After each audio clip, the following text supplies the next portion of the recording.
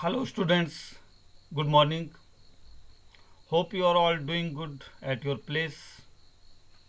This is Ramesh Sharma and welcome you back in this video of business services.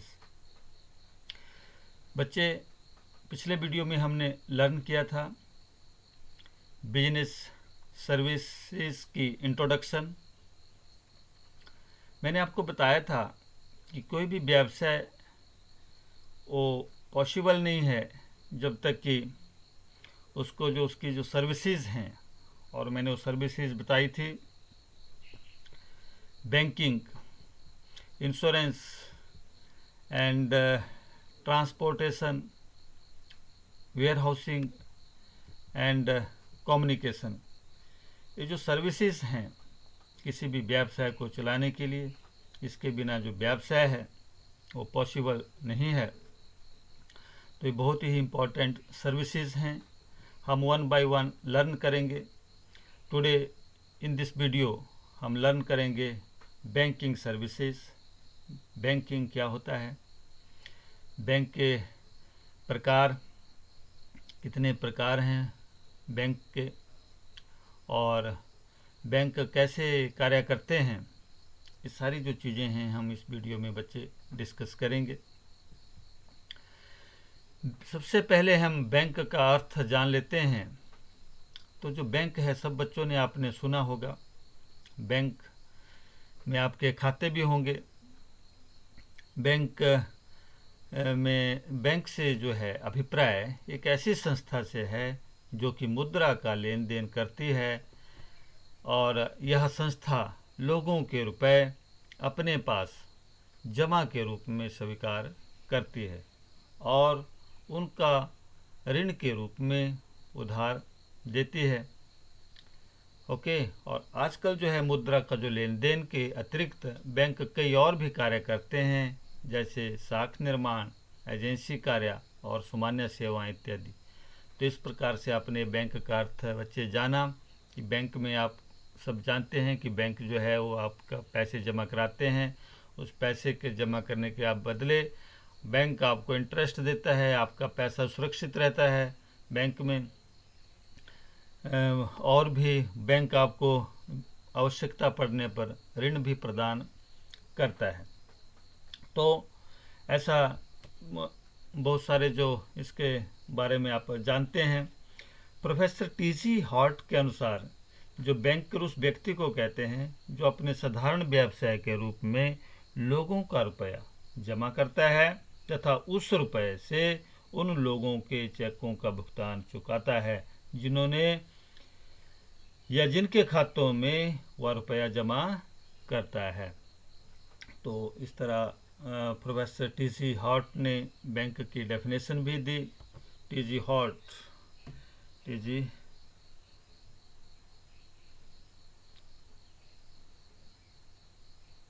Okay, T G. Hot.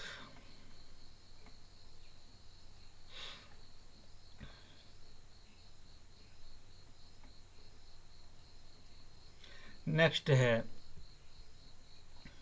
Types of banks. बच्चे, bank जो है वो कई प्रकार के होते हैं।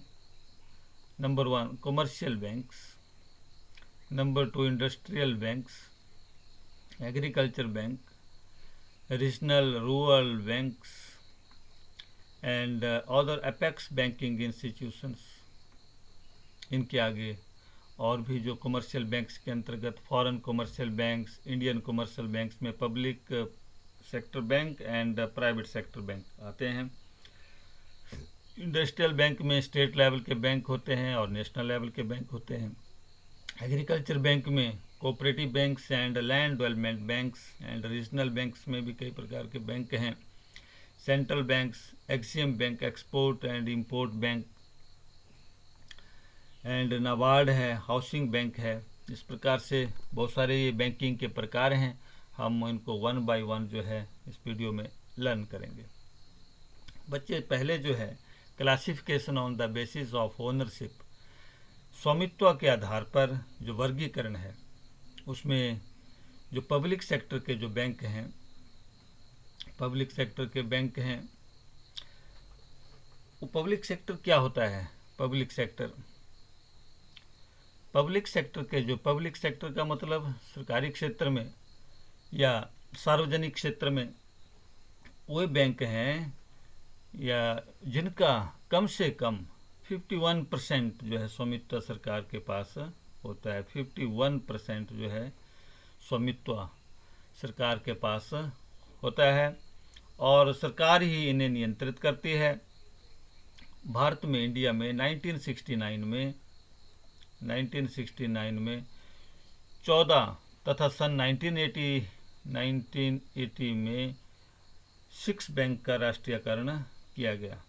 1969 में 14 और 1980 में 6 बैंकों का जो है नेशनलाइज किया गया उनको। और जो है ये सब सार्वजनिक क्षेत्र के बैंक हैं और इनका मुख्य उद्देश्य क्या होता है? सामाजिक कल्याण होता है। जैसे न्यू बैंक ऑफ इंडिया है, न्यू बैंक ऑफ इंडिया को मर्ज कर दिया था पंजाब नेशनल बैंक में 1993 में। ऐसे ही स्टेट बैंक ऑफ इंडिया ने भी बहुत सारे जो बैंकों को है, वो जो बहुत सारे बैंक थे उनको मर्ज किया है।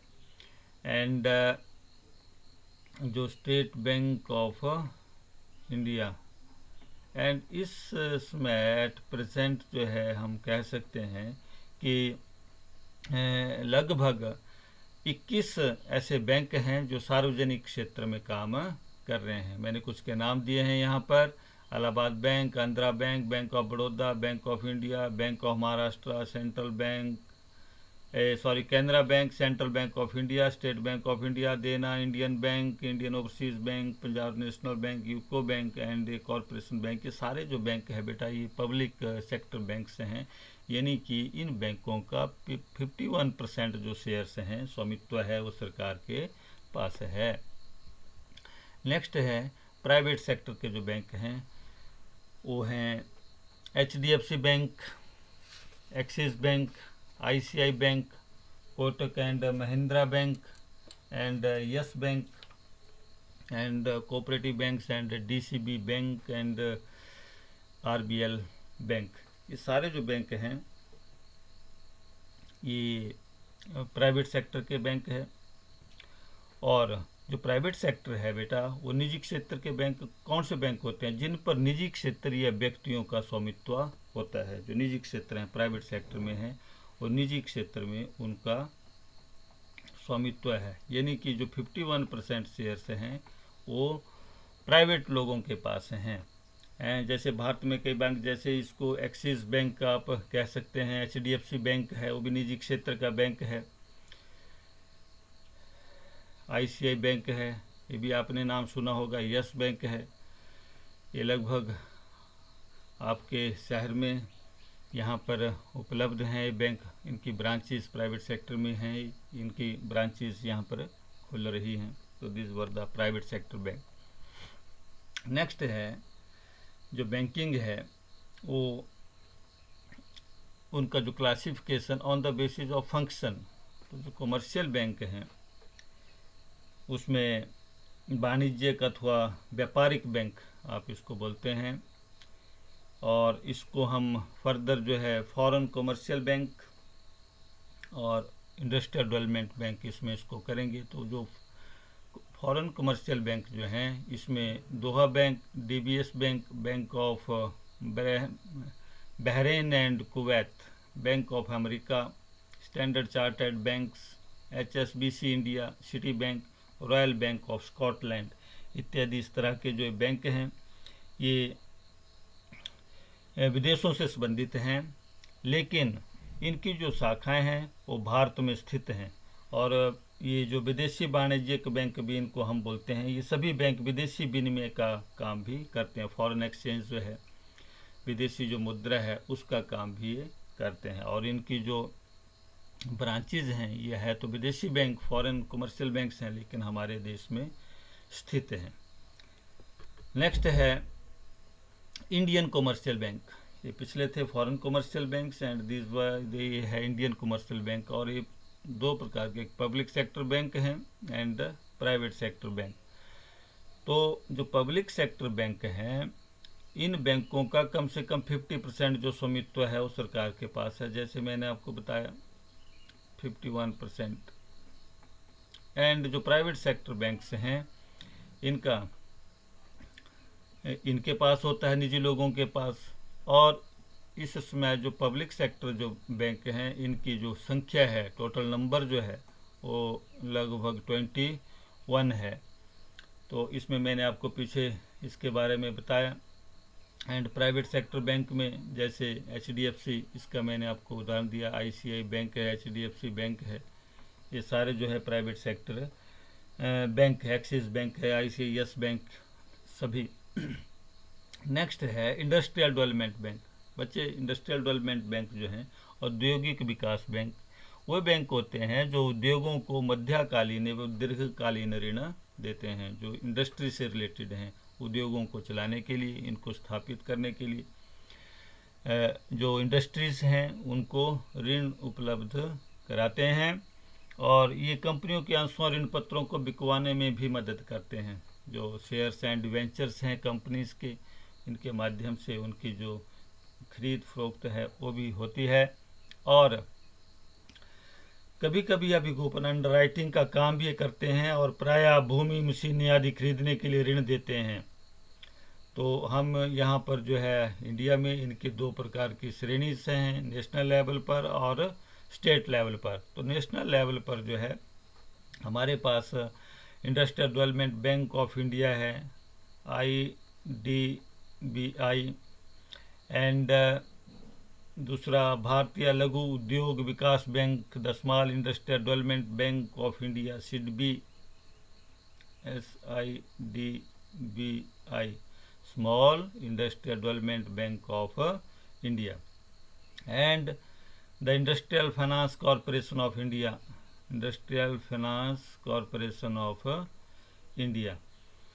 और इसमें जो नेशनल लेवल पर है ICICI bank, the industrial credit and investment, industrial credit and investment corporation of India, ICICI corporation of India. ये इस प्रकार के बैंक हैं जो नेशनल लेवल पर हैं। और स्टेट लेवल में state finance corporation, state finance corporation and state industrial development corporation, state industrial development corporation, इस तरह के जो ये बैंक हैं स्टेट लेवल में काम करते हैं और ये उद्योगों को ऋण उपलब्ध कराने का काम करते हैं, इस प्रकार के जो इंडस्ट्रियल डेवलपमेंट बैंक हैं। और मैंने बताया आपको कि भूमि, मशीनें आदि खरीदने के लिए ये ऋण देते हैं कंपनीज के लिए। तो ये थे industrial development bank. And next है एग्रीकल्चरल बैंक, कृषि बैंक जिनको आप कहते हैं। तो ये बैंक कौन से बैंक होते हैं जो मुख्यतः कृषि कार्यों के लिए ऋण प्रदान करते हैं। जैसे इंडस्ट्रियल बैंक था तो इंडस्ट्री के लिए एग्रीकल्चर बैंक है, वो कृषि से संबंधित जो है वो ऋण वो प्रदाते हैं कृषि कार्यों के लिए। जैसे कृषि कार्य क्या क्या हो सकते हैं, कृषि कार्य हो सकते हैं जैसे बीज है, खाद है आदि, उसको क्रय करने के लिए आपको अल्पकालीन जो ऋण है, शॉर्ट टर्म लोन्स, तथा और जमीन से संबंधित ट्रैक्टर है, ट्रैक्टर आदि क्रय करने के लिए दीर्घकालीन ऋण की आवश्यकता होती है। और इस प्रकार का जो ऋण प्रदान करने वाले बैंकों को हम यहाँ पर दो श्रेणियों में बांटा है एग्रीकल्चर बैंक को, cooperative banks and land development bank, cooperative bank and land development bank. Cooperative banks में स्टेट कोऑपरेटिव बैंक है, सेंट्रल कोऑपरेटिव बैंक्स है, primary cooperative societies and state land development और प्राइमरी लैंड डेवलपमेंट बैंक्स। ये land development banks हैं, cooperative banks हैं। अच्छा इनके जो काम है, ये जो कृषि बैंक है, तो ये जो कोऑपरेटिव बैंक हैं, कोऑपरेटिव बैंक, सहकारी बैंक जिनको कहते हैं, ये बैंक कृषि क्षेत्र को अल्पकालीन ऋण प्रदान करते हैं और अल्पकालीन ऋण प्रदान करते हैं। और क्या करते हैं, ये बैंक व्यापारिक बैंकों के समान ही कार्य करते हैं, परंतु इनकी जो संरचना है एवं स्वामित्व है व्यापारिक बैंकों से भिन्न होता है। और ये जो सहकारी बैंक हैं इनको हम यहाँ पर जो सहकारी बैंक है आपने देखा होगा, स्टेट कोऑपरेटिव बैंक है, सेंट्रल कोऑपरेटिव बैंक है एंड प्राइमरी कोऑपरेटिव बैंक्स हैं, ये जो आपके पास कोऑपरेटिव बैंक हैं। एंड जो लैंड डेवलपमेंट बैंक है, भूमि विकास बैंक का जो मुख्य कार्य है वो भूमि को बंधक रखकर ऋण प्रदान करना है। लैंड डेवलपमेंट को आपकी जो ज़मीन है उसको मॉर्गेज किया जाएगा, आपको ऋण दिया जाएगा, और ये दीर्घकालीन ऋण देते हैं। और इन ऋणों के उद्देश्य से आपको ट्रैक्टर क्रय करना, भूमि सुधार करना या पुराने ऋणों का भुगतान करना आदि ये करते हैं। और इसमें जो लैंड डेवलपमेंट बैंक में state land development bank and primary land development bank इत्यादि आते हैं। एंड नंबर 4 है regional rural banks. Regional rural banks इस प्रकार के जो इन बैंकों हैं, इनकी स्थापना 1975 में की गई थी, और ये ग्रामीण क्षेत्रों में बैंकिंग सुविधाएं बढ़ाने के लिए की गई थी। रीजनल जो रूरल बैंक हैं ग्रामीण क्षेत्रों में जो है, और इन बैंकों में सहकारी तथा व्यापारिक बैंक दोनों की जो हैं वो विशेषताएं पाई जाती हैं। जो रूरल बैंक है उसमें जो ग्रामीण जो सहकारी और तथा व्यापारिक बैंक, और ये बैंक किसी विशेष व्यापारिक बैंक द्वारा प्रायोजित संपोषण किए जाते हैं। इनकी कुल पूंजी का 50% केंद्रीय सरकार, 50% जो है वो 50% जो है सेंट्रल गवर्नमेंट के पास, और 35% संबंधित व्यापारिक बैंक जो 35% है, और जो संबंधित जो बैंक है उसके पास, एंड 15% जो है राज्य सरकार प्रदान करती है, स्टेट गवर्नमेंट।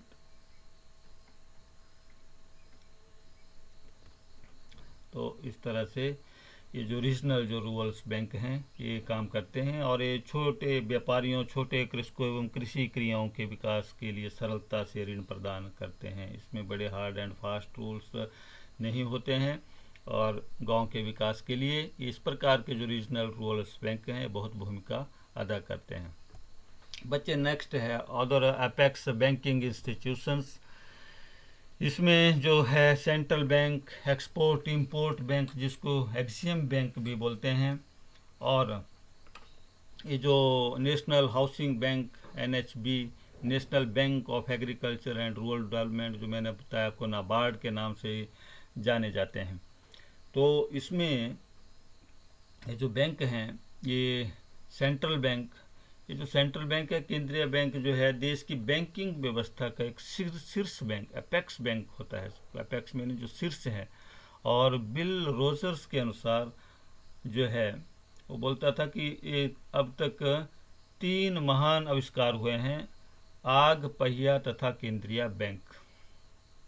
आग, पहिया तथा केंद्रीय बैंक, सेंट्रल बैंक। ओके। और प्रत्येक देश की जो मौद्रिक और बैंकिंग जो व्यवस्था है वो केंद्रीय बैंक का ही महत्वपूर्ण स्थान है। तो केंद्रीय बैंक प्रत्येक देश का सबसे महत्वपूर्ण बैंक होता है। इस बैंक का कार्य जो है देश की आर्थिक स्थिरता बनाए रखने तथा अल्प विकसित देशों के संदर्भ में आर्थिक विकास के कार्य को संभव बनाता है। यह बैंक क्या करता है, सेंट्रल बैंक जो है नोट जारी करता है, एंड नोट जारी करेगा, और क्या करेगा, दूसरे बैंकों पर नियंत्रण रखेगा तथा सरकार के बैंक के रूप में भी कार्य करता है। जो सेंट्रल गवर्नमेंट है सरकार के बैंक के रूप में भी ये कार्य करता है, नोट छापता है। और जो दूसरे बैंक जो पीछे हमने डिस्कस किए इनके ऊपर, सबके ऊपर जो है इनकी नज़र रहती है। एंड यह बैंक देश में जो साख का नियंत्रण भी करता है। भारत में रिजर्व बैंक, भारत में जो सेंट्रल बैंक जिसको क्या बोलते हैं, reserve bank, reserve bank of India, RBI, reserve bank of India. और इंग्लैंड में क्या बोलते हैं, बैंक ऑफ इंग्लैंड, और अमेरिका में फेडरल रिजर्व सिस्टम। और ये सारे केंद्रीय बैंक हैं। यद्यपि संसार का सबसे पहला जो केंद्रीय बैंक है वो 1668 में, 1668 में स्वीडन में स्थापित हुआ था। स्वीडन स्वीडन में स्थापित हुआ था।